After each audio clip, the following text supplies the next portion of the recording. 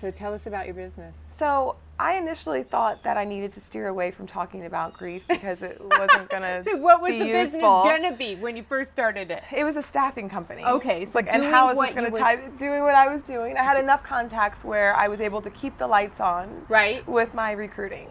And about 6 months into it, a friend of mine said, Karen, I'd really like for you to think about how you can make this a business. I hear your passion. I see your passion.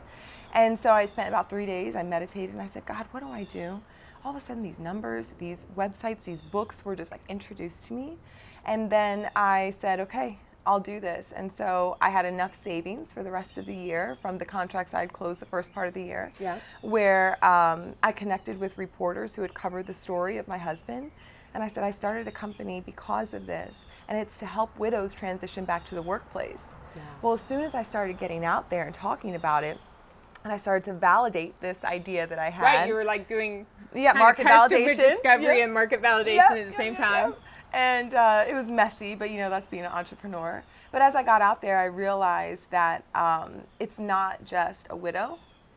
And it was one of the men who was actually a cameraman. He said, when I lost my son, they were amazing. They helped me with this. And I'm telling you, that's really what started it, because I have friends who have gone through divorces, and the emotional distress was very similar to what I was going through. So I realized that when you have such a major life-altering change, you're grieving that, whether it was a death or not. You grieve that.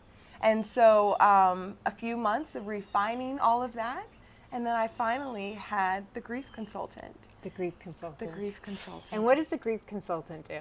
So we facilitate workshops with organizations. We go in and we really teach the heart of the organization, their HR team, about grief. And I've created this concept of practical empathy.